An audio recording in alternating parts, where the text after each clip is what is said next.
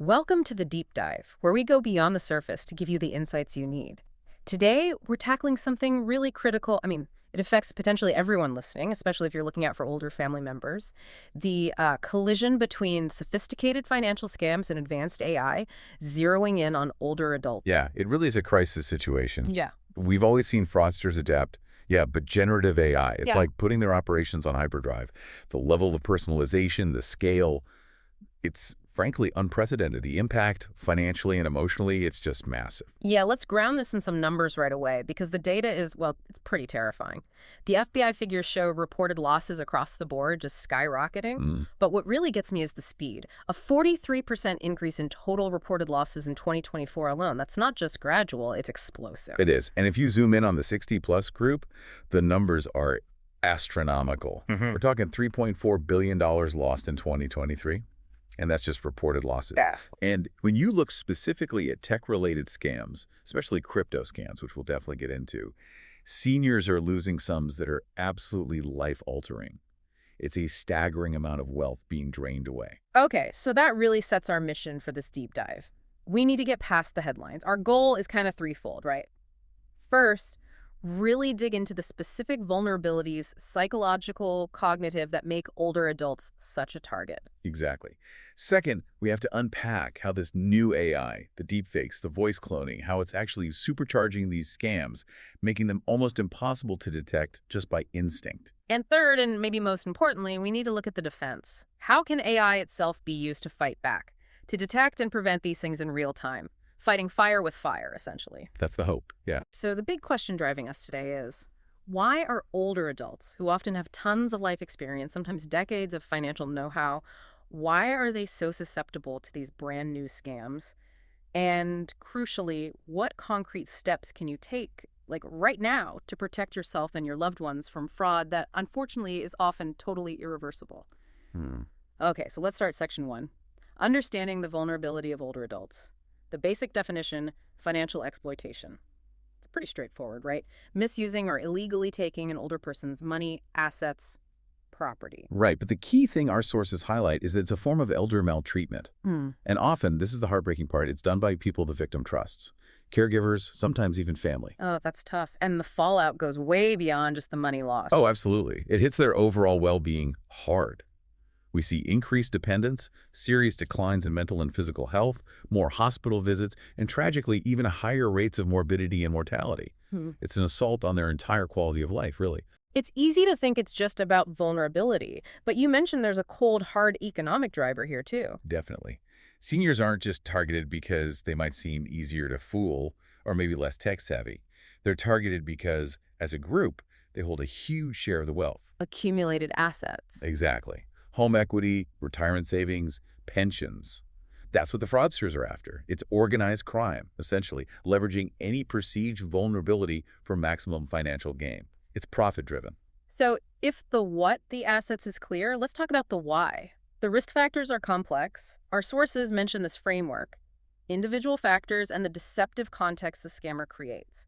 Let's break down those individual factors first. Okay, so individually, you see things like social isolation playing a huge role, also maybe needing help with financial tasks, potential changes in decision-making ability, and yeah, sometimes just less experience with rapidly changing digital tech. But it's deeper than just not knowing how to use a smartphone, isn't it?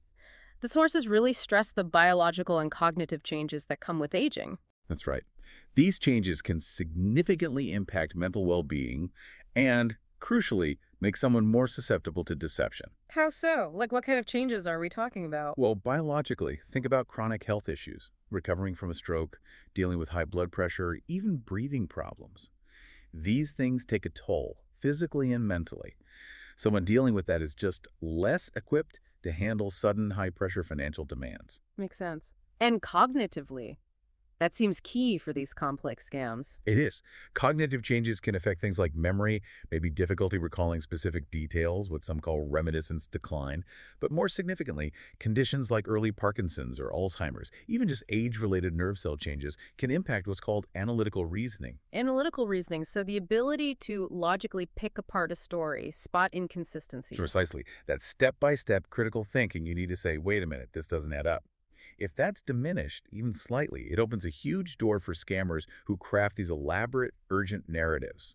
Their decision-making potential is reduced. So they're less able to apply that critical filter under pressure. Exactly. And this often leads to increased dependence socially, maybe relying more on others for daily tasks or healthcare access. Emotionally, all this can feed into feelings of helplessness, dependence, and crucially, loneliness. Ah, loneliness. That seems to be a recurring theme, especially with things like romance scams. Oh, absolutely. Yeah.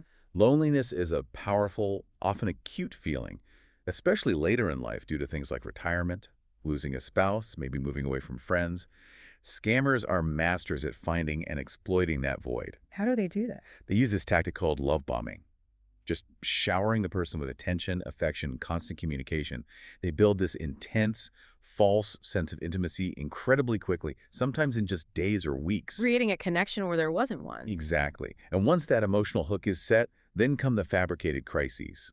Sudden medical emergencies, legal trouble, needing money to come visit, always something urgent needing immediate cash. And the urgency is deliberate, right, to bypass thinking. Totally deliberate. It creates high emotional arousal, fear, hope, love, which pushes the brain away from careful, analytical thought towards immediate, impulsive action. Respond now, think later, or maybe never. You know, the sources brought up an interesting distinction I wanted to ask about. Mhm. The difference between general trust and something called credulity. Yes, this is really important. Research actually suggests older adults aren't necessarily more trusting overall, especially with people they know well, like family and friends.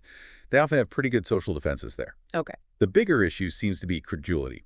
That's more like a tendency to believe things that are unlikely or unproven, especially when they're presented with a lot of emotion, urgency, and maybe in an unfamiliar way, like through a sudden online message or a cold call. So it's less about trusting people easily and more about struggling to filter out claims that sound, oh, well, kind of outlandish, especially when they're under emotional pressure. That's a good way to put it. That credulity seems to be a much stronger predictor of fraud victimization than just general trust. The scammer story is often designed specifically to bypass that plausibility check. And the impact when these scams succeed, it's not just the bank account, is it? Not at all. We're talking severe psychological trauma, depression, intense anxiety, even PTSD. It's comparable to other major negative life events. Plus, the stress often makes existing physical health problems like high blood pressure much worse. It's a devastating full-spectrum attack. Okay, so if those are the underlying vulnerabilities, let's shift to Section 2, the evolving threat, AI-driven fraud, and deepfakes. You said AI is acting like a force multiplier here. How? It boosts fraud on two key fronts that really work together: volume and sophistication. For volume, AI lets scammers generate massive amounts of scam content, fake emails, texts, images, even fake online reviews on an industrial scale. They can hit millions of potential targets almost simultaneously. Okay, scale is one thing, but the sophistication, that sounds like the real game changer. It is. AI dramatically increases the scam's chance of success because it can create incredibly convincing, personalized content. Emails that look perfectly legit, texts that sound just like someone you know, often indistinguishable from the real thing without specialized tools. And this tech is moving fast, Right. which means our defenses have to be just as dynamic and constantly updated. Can you walk us through how AI is being used in scams? Like, how has it evolved? Sure. It started relatively simple, generating basic text and images for phishing. Then came sophisticated chatbots that could mimic trusted companies or contacts seamlessly. Okay. But now we're seeing the really scary stuff: deepfake video, and especially, as we've touched on, voice cloning. This allows for incredibly targeted attacks, personalized emotional manipulation, even AI testing which versions of a scam work best. Let's focus on voice cloning first. That sounds particularly terrifying. How does it actually work? It uses generative AI models trained on audio clips. And here's the chilling part. They often only need a few seconds of someone's voice, maybe from a public social media video, a voicemail greeting, anything posted online. Just a few seconds. Sometimes, yeah. The AI analyzes the pitch, the cadence, the accent, everything. Then it can generate new audio of that voice saying absolutely anything the scammer types in. They can impersonate loved ones, authority figures, perfectly. Which basically puts the old grandparent scam on steroids. Exactly. The classic scam relied on panic and maybe a bad phone line to obscure the voice. Now, the scammer calls, and the senior hears a voice that sounds identical to their grandchild or child claiming they're in jail or had an accident or need money wired immediately. That AI-driven personalization just obliterates the initial skepticism. The sources mentioned some truly awful examples. Yeah, like the Canadian grandparent who lost, what was it, over $50,000 CAD, believed it was their grandson arrested after an accident, all based on a cloned voice. The familiar voice plus the urgency, it just short-circuited their judgment. And the Philadelphia lawyer case, that was wild. Right. A lawyer, someone you think is highly skeptical, was apparently moments away from sending money because he got calls from AI impersonating 3 different people involved in a supposed legal crisis for his son, the son, a public defender, even a court official. That coordinated approach builds immense pressure and credibility. It taps right into that primal protective instinct, doesn't it? Panic first, questions later. Precisely. The AI makes the fear immediate and visceral.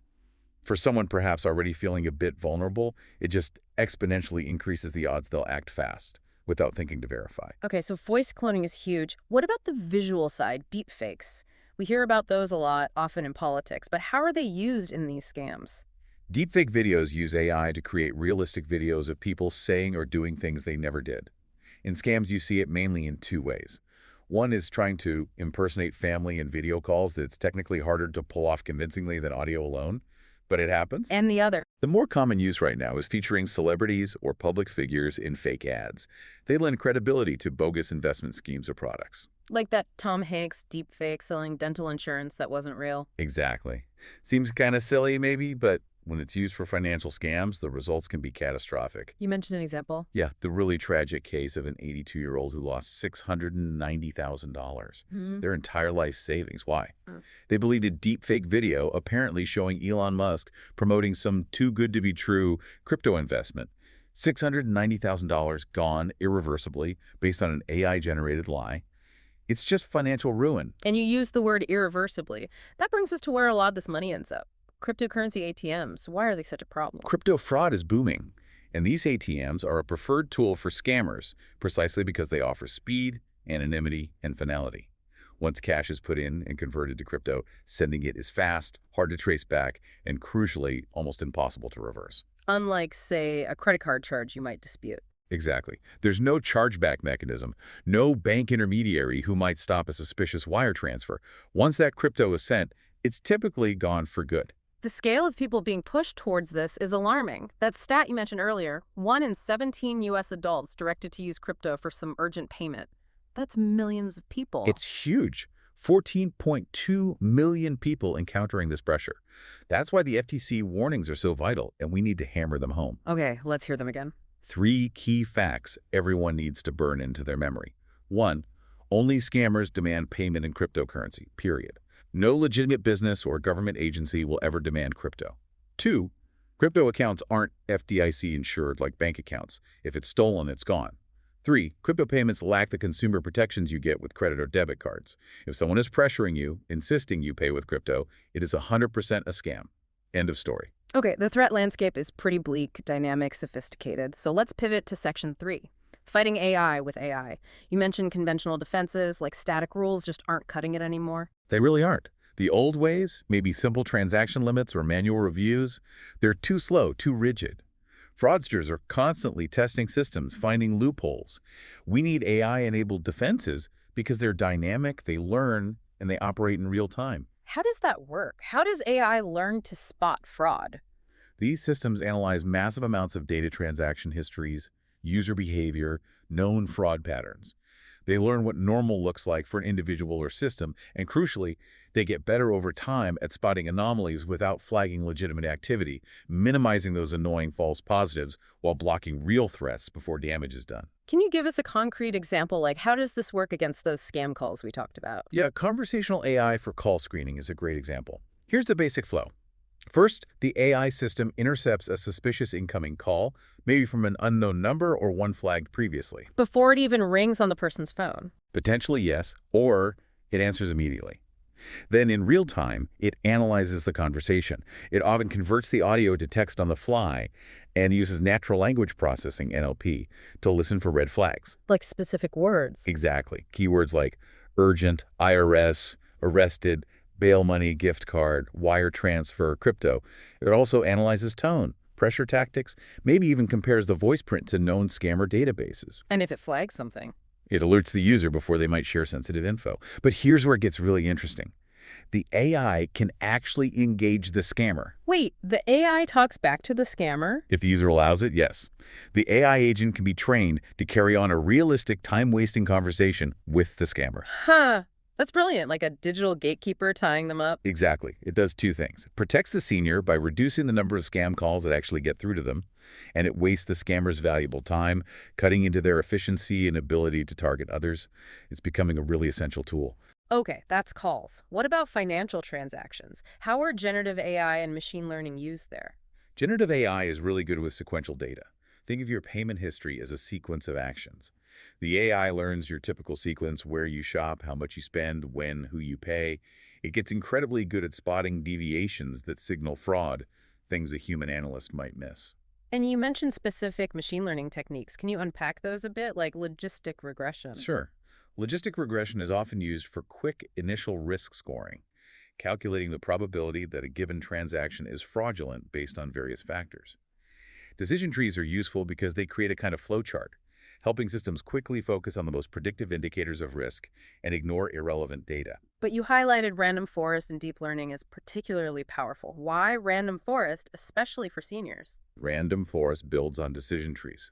It uses many trees together, an ensemble, which makes it very accurate and fast. That speed is critical for real-time screening. But for seniors, a key advantage is how well it handles missing data. Meaning? Well, an older person might have less frequent or less consistent online transaction history compared to a younger user. There might be gaps. Random forest models are robust to this. They can still make accurate predictions even if some data points are missing, which is huge. Okay, and deep learning, that sounds like the heavy artillery. It kind of is. Deep learning uses complex neural networks inspired by the human brain. They learn incredibly complex patterns and can adapt continuously in real time. In finance, they're amazing at spotting things like large-scale account takeovers or credential stuffing attacks by analyzing login patterns, IP addresses, device info across vast networks almost instantly. So if my grandma suddenly tries to send $5,000 to a crypto wallet she's never used before from a device the system doesn't recognize, deep learning flags that instantly because it deviates massively from her learned pattern. Precisely. It's all about that deviation from the established learned sequence of behavior. Yeah. And you also mentioned NLP, natural language processing. That's used in financial contexts too, right? Yes, beyond just analyzing scam calls, NLP analyzes text data within the financial system. Think chatbot interactions, secure messages with the bank, even comments on wire transfers. If the language used contains those high-risk keywords, urgent, help, bail, IRS fine, NLP can flag the interaction or transaction for review before it's completed. So putting it all together, what are the main ways these AI systems actually protect financial institutions and their customers? The core mitigation strategies. There are about 4 key areas. First is unraveling transactions in real time.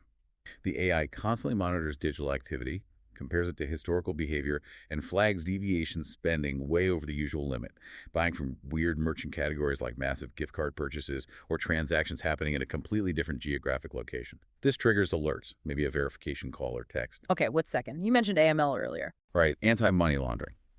AI is a game changer here. Old AML systems were very rule-based and generated tons of false positives.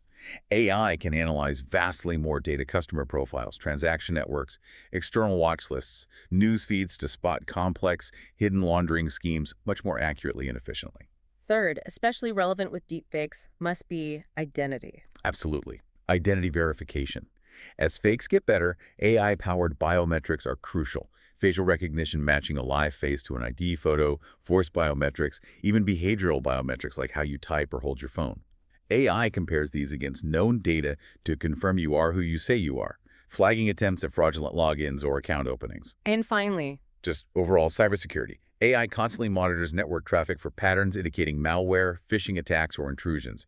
It can identify and even neutralize new threats in real time, protecting the bank's infrastructure and customer data from being compromised in the first place.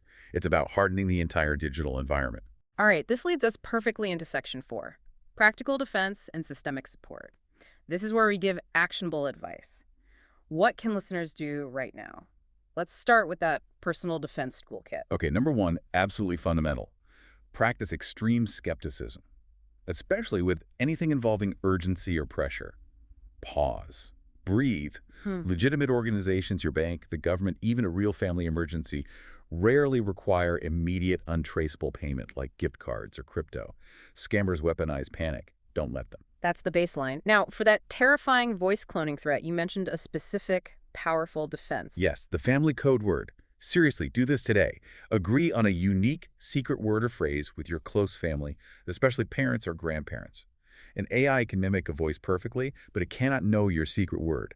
If someone calls claiming to be a loved one in dire straits, ask for the code word first. No code word or hesitation. Hang up immediately. It's low-tech, high-impact. So, code word first, but if you don't have one set up yet, or if a call just feels off, what's the immediate protocol? Hang up. Simple as that. Don't engage, don't argue, just hang up. Then, independently verify. Call the person back directly, using a phone number you know belongs to them stored in your phone, not the number that just called you. Or ask a personal question only the real person would know, something specific from your shared past. What was the name of our dog growing up? Where did we go on vacation in 2010? Something an AI couldn't possibly guess. Okay, hang up, verify independently, and payments. Let's reiterate those absolute red flags. Never, ever, ever pay anyone who unexpectedly calls or messages you asking for payment via gift cards, wire transfer, or cryptocurrency. Full stop. Legitimate companies, police, courts, IRS, they will never demand payment this way. If someone tells you to go buy gift cards and read them the numbers, or directs you to a crypto ATM, it is always a scam. No exceptions. So we need to be careful about the data we put out there that fuels these scams in the first place, right? Yes, absolutely. Be mindful about sharing personal information online. Review privacy settings on social media. Think twice about posting photos, or importantly, videos containing clear audio of your voice. Scammers actively scrape this public data to build their deepfakes and voice clones. The less raw material you give them, the better. Since the fakes are getting so good, can you give us a quick checklist? How can someone try to spot a deepfake, either video or audio? Okay, for videos, look closely for visual glitches. Things like unnatural blinking patterns, too fast, too slow, or not at all.